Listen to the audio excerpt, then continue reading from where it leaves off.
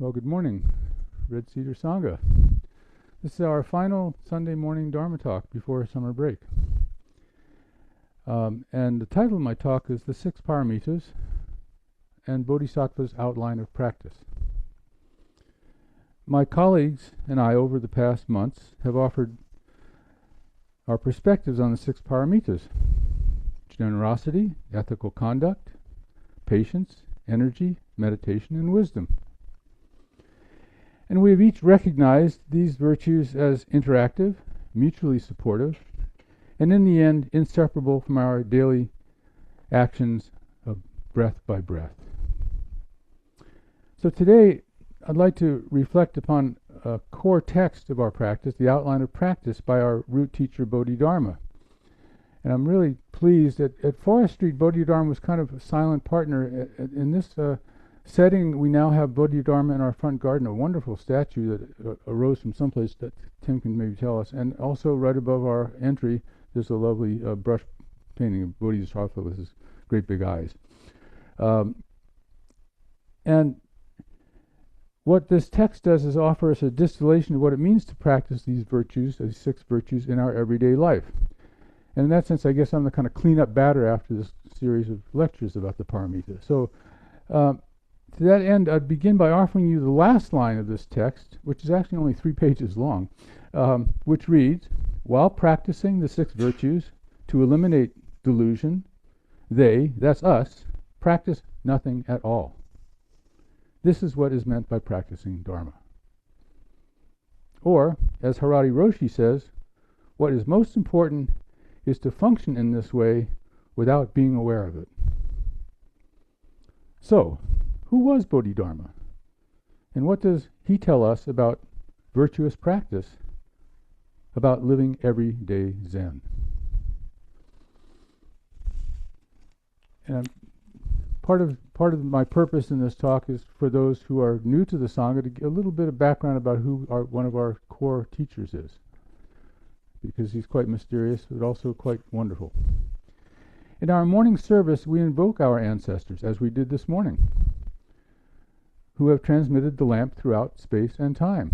Shakyamuni Buddha in India, Bodhidharma in China, Dogen in Japan, and Shogaku Shunryu bringing the Dharma to the West here in America. We recite in the Fukan Zengi of Dogen, where he tells us the way is basically perfect and all-pervading. Need I mention the Buddhas, who was possessed of inborn knowledge? The influence of his 6 years of upright sitting is noticeable still. Here we are. Or Bodhidharma's transmission of the mind seal. The fame of his 9 years of sitting, 3 years longer than Buddha, is celebrated to this day. Bodhidharma seems to be the almost invisible leg on the chair as we sit, kind of our silent partner. In that light, I'm bringing forward the short text of our founding guiding teacher, who brought the Dharma to the Chan in the Chan Zen form to China. Roshi Robert Aitken calls him the archetype of steadfast practice. It was striking on our pilgrimage years ago that John Wiley and Hana and I and others went to with Mountain Rain to Japan, where we saw many statues and images, not so many of Buddha, except in temples, but everywhere there were statues of Jizo and Bodhidharma, called in Japan Daruma. Now, if we're in Cloud Hall, if you look on the back window there's a couple of little Darumas on the shelf. A Daruma doll is a traditional Japanese good luck charm for making a wish or setting a goal. One eye is painted with a circular dot. One works towards the goal every day. Once the goal or wish becomes reality, the other eye is painted. So the Darumas in Cloud Hall, I bought in Japan on a trip with my children 3 years ago for the purpose of bringing back for our Zen construction here. And both eyes were completed when we opened the door. So mission accomplished, as they say. Thank you, Bodhidharma. For the everyday Japanese person, the true meaning of Daruma is a reminder of self-perseverance, focus, and discipline. A popular idiom and a core Zen proverb that's often used for the meaning of Dharma is Nanakorobi Yaoki, roughly translated as fall down 7 times, stand up 8. Dharma is a symbol of perseverance and staying the path. Now, the talk today is based on Red Pine's The Zen Teachings of Bodhidharma, the text that's also found in his Zen Roots book, and Shodo Harari Roshi's text, The Path to Bodhidharma. So a little background on our 29th ancestor, as told in Keizan's Transmission of Light, and these texts. So Bodhidharma was born around 440, the third son of a king who invited Prajnatara, the 28th ancestor, from the Buddha's heartland of Magadha, where Buddha was enlightened, to teach in his court. Prajnatara transmitted the Mahayana teachings to Bodhidharma and told him to go to China to spread the teachings that point to the mind and nothing else. So in 1472, he sailed the coastal route because going overland was blocked by various conflicts, and 3 years sailing around the kind of that peninsula that includes Vietnam and Laos, came to China in 475. The ground for Bodhidharma's arrival in China was prepared by numerous Indian followers of the Buddha carrying the Paramitas sutras beginning around 665 AD. But it wasn't until Bodhidharma showed up that a dedicated practitioner, rather than a scholar of meditation, arrived. And even at that time, before Bodhidharma came, there were 8,500 temples, Buddhist temples, and 120,000 clergy in China. 50 years later, there were 8,500 temples and nearly 320 clergy. About 2 million clergy, about 5% of the population. Major explosion of Buddhism in China as a result of Bodhidharma showing up. There's a pivotal story of his arrival in the court of King Wu, one of China's great supporters of Buddhism, translations, temples, monasteries. And this story is told to both, I think the placement is important, the first koan in the Blue Cliff Record and the second koan in the Book of Serenity, 2 important texts of koans. When Bodhidharma arrived at the court, the Emperor Wu asked him if his bountiful philanthropy hadn't earned him incalculable amounts of merit. Bodhidharma said, no merit. And Red Pine says, worldly blessing, perhaps, but not merit. Material philanthropy has no effect on spiritual welfare. Emperor Wu then asked him, what is the ultimate meaning of the holy truth? And Bodhidharma said, vast and void, no holiness. The emperor said, who are you facing me? Bodhidharma said, I don't know. The emperor did not understand the teachings of emptiness, so Bodhidharma left abruptly and went north, where he crossed the Yangtze River, reportedly on a lotus leaf, or a hollow reed, and came to Shaolin, the Shaolin Temple, which is also the center for Kung Fu, where he sat for 9 years and was known as the Indian who stares at the wall. Legend says he cut off his eyelids to stay fully alert. That's why he sees big bulging eyes. Hence his bulging eyes, and that when his eyelids fell, that's where teeth started to grow. Helped him stay awake when you're meditating. Later, Emperor Wu asked his trusted advisor about Bodhidharma's leaving so abruptly. Does your master know who was here? The emperor said, I don't know. That's a different kind of I don't know than Bodhidharma said, I don't know. He's the Mahasattva Avalokiteshvara, transmitting the seal of the Buddha's mind. The emperor regretted what had happened and wanted to send an emissary to invite Bodhidharma back. But the advisor said, Your Majesty, don't even try to send an emissary. Even if all the people in the land were to ask him to come back, he wouldn't come. Well, sometime after 534, during this period at Shaolin Monastery, the outline of practice was transcribed. But why is Bodhidharma the most famous of all these thousands and thousands of monks who studied and taught the Dharma in China? Zen as meditation had been taught and practiced for several hundred years. Much of what he had to say concerning doctrine had been said before, but Bodhidharma's approach to Zen was unique. As highlighted in the other sermons in Red Pine's book, seeing your nature is Zen. Not thinking about anything is Zen. Everything you do is Zen. While others viewed Zen as purification of the mind or as a stage on the way to Buddhahood, Bodhidharma equated Zen with Buddhahood, and Buddhahood with the mind, the everyday mind with everyday life. Most scholars agree that this outline of practice was composed by Bodhidharma sometime during the 9 years of wall contemplation, and that it reflects the foundational ethos of early Chan. Its emphasis on quieting the conceptual mind has shaped Zen for generations, and those themes echo through the sayings of later figures like Huineng, Matsu, and Linji, and they remain central to our contemporary Zen practice.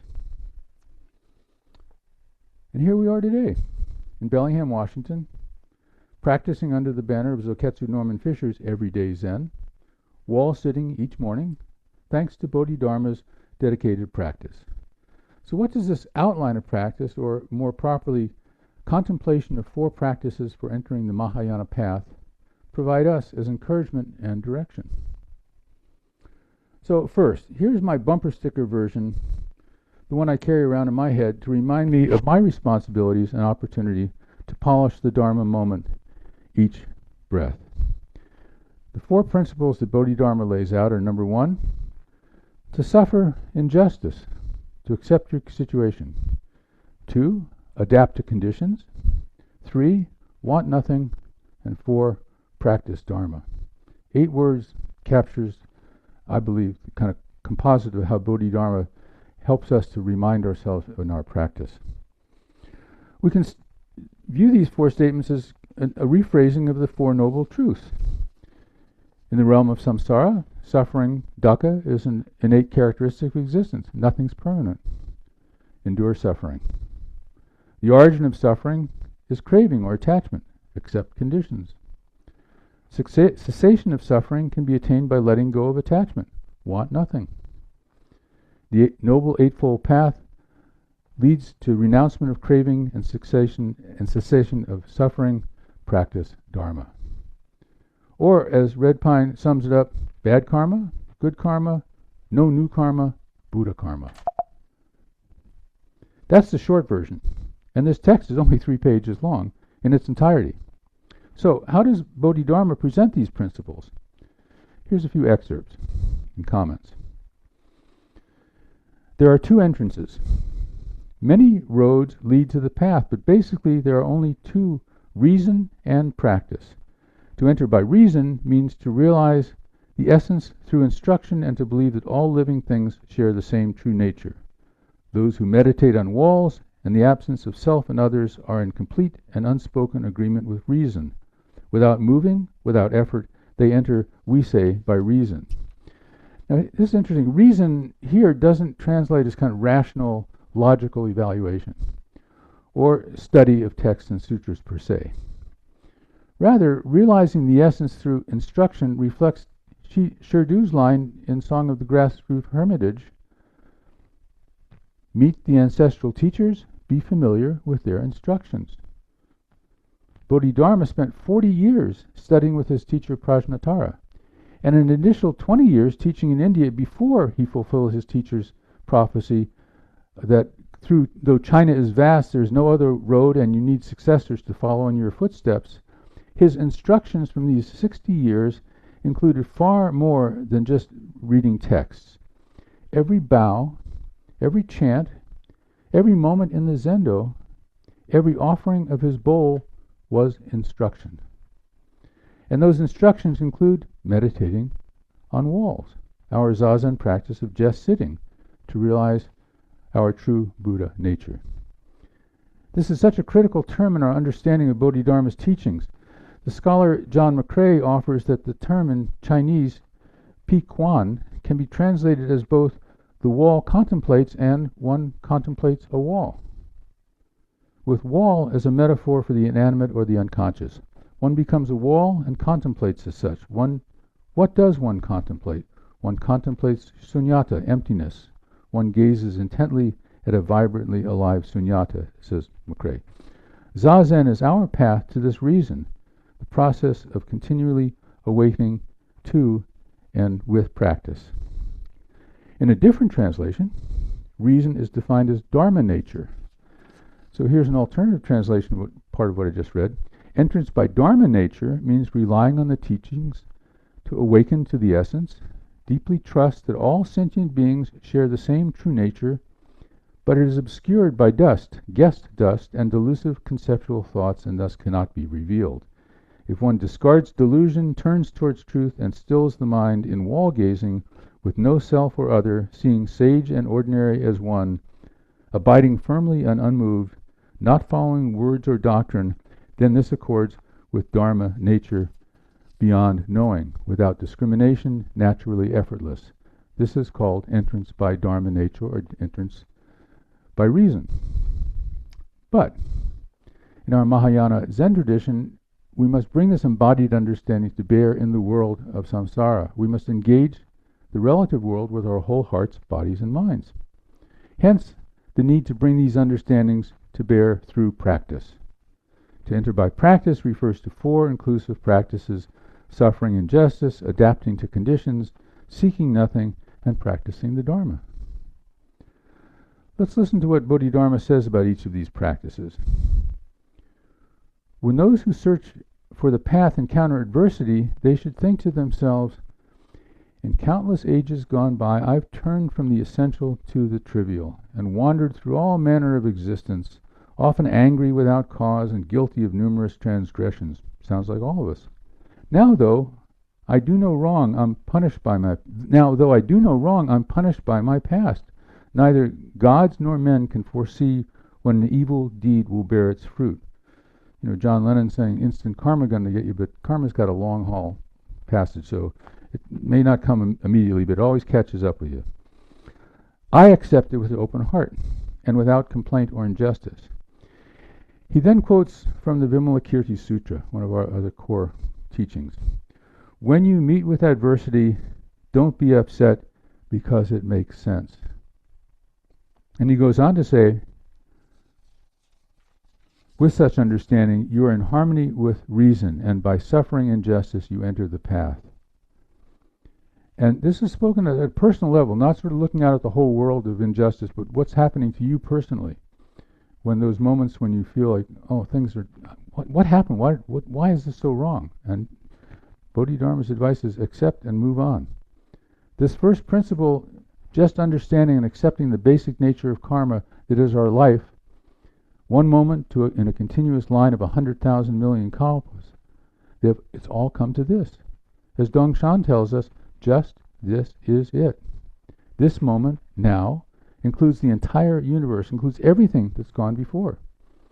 At this one moment, right now, by fully accepting and entering this moment, we can take the next step. Off the 100-foot pole, knowing nothing but confident that all will be provided.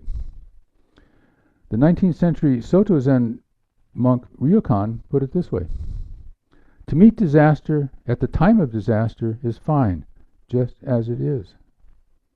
To meet illness at the time of illness is fine, just as it is. To meet death at the time of death is fine, just as it is. Next to my desk hangs a prayer invocation by Shodo Harari Roshi. Can't remember where I found it, but it begins, in this passing moment, karma ripens and all things come to be.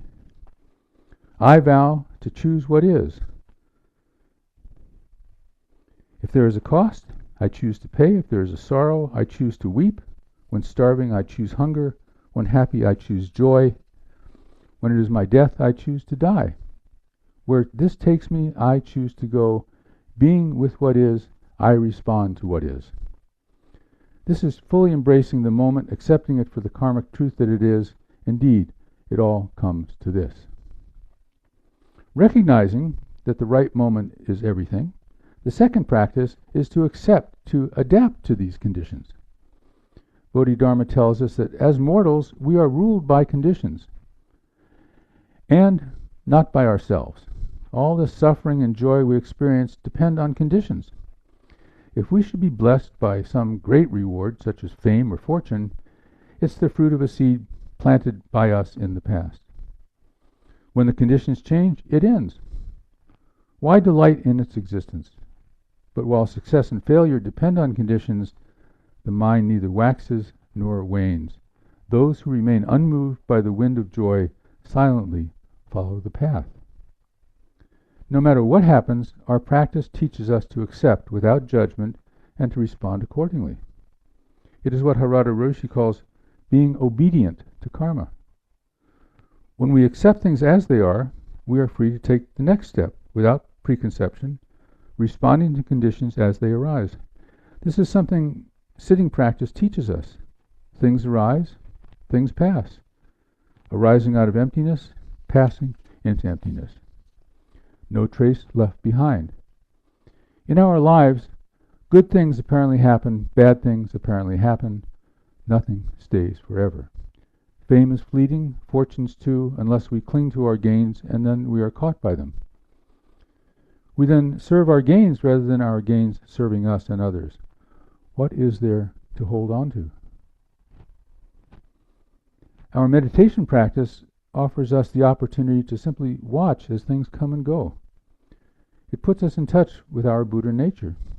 We translate that experience into our day-to-day lives and recognize that within changing circumstances, there's a stable platform, a platform of emptiness, a place of potential, as Zoketsu has called it, on which our lives rest. And now we have endless potential occupying upstairs here. It's a great coincidence. How hard it is sometimes to recall and remember that stability, when we fully meet conditions, no matter how dire or wonderful, with our entire energy and agency, we embody Bodhidharma, and we are on the Bodhisattva path. Bodhidharma's third practice, seeking nothing, he tells us people of this world are delusional. They're always longing for something, always in a word seeking. But the wise wake up. They choose reason over custom, or Dharma nature over custom. They fix their minds on the sublime and let their bodies change with the seasons. All phenomena are empty. They contain nothing worth desiring. Calamity forever alternates with prosperity. To dwell in the three realms is to dwell in a burning house. To have a body is to suffer. Does anyone with a body know peace? Those who understand this detach themselves from all that exists and stop imagining or seeking anything. The sutras say, to seek is to suffer, to seek nothing is bliss. When you seek nothing, you are on the path. When we chant all my ancient twisted karma, as we did this morning, from beginningless greed, hate, and delusion, we recognize right up front that craving is fundamental to our unexamined lives, and that its roots run deep, and that by stating it as a primary condition, we are aware of its power and fundamental reality. What then do we do to address this deeply motivating behavior? How do we find satisfaction and comfort in what is, and not in the endless pursuit of our hungers, our material goods, food, or social standing, or even wanting enlightenment, however that's manifests itself? The initial recognition of this drive for more, beyond our basic need for food, clothing, and shelter, comes from our sitting practice. Watching our cravings coming and going. A few weeks ago, when discussing the state of our planet, someone raised the question, how can we address our current dilemma based on overconsumption when we are constantly assaulted with ads and social customs that reintroduce and reinforce the urgency of wearing the newest fashion or going to the next best restaurant or making sure we have the nicest car? And when we achieve these momentary desired states, its very impermanence and our own fleeting attentions bring us up to the next thing or conditions we want. What or when is doing this wanting? What or who is doing this wanting?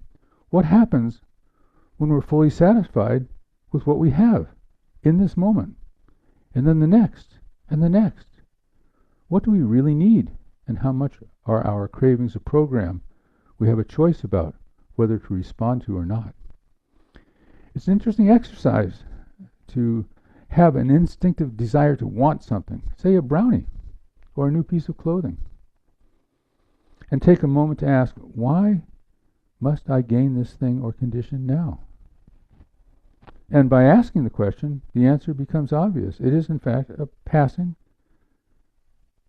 If it keeps coming up, you may actually be hungry or need that new car or piece of clothing because it's broken down or worn out. I've always liked the old New England proverb of frugality and simplicity. Use it up, wear it out, make it do without. Good to remember when we are dissatisfied with our material conditions, when our untrained minds and acquisitive desires are driving us to always want more and more. Allowing these cravings to come and go, much as we allow our thoughts to come and go without attachment when sitting, is a core part of our living practice. But it's not only things, it's also our wanting the conditions of our lives to meet certain expectations. And having these predetermined outcomes in mind, or fearing the various ways they won't be achieved, seems to be at the root of many of our anxieties. The constant what-ifing in exhausting preparation for the upcoming moment. Turn that inside and reflect, if I want nothing, then what I have is a gift to share, to offer to others. The first paramita of dana, or generosity, is based on this fundamental stance. It is the other side of the coin, as they say. Wanting nothing is also a statement of our faith in the generosity of the Dharma to constantly provide us what we truly need, not what we think or imagine we need. With this understanding, we have, as Harada Roshi says, never left the Buddha's palm, at any time or in any way. When we give ourselves completely to the Dharma path with our full energy, all is provided. What we have is fully sufficient, and our presence and the interactions we have with those around us and the infinite world of sentient and insentient beings is filled with gladness and joy.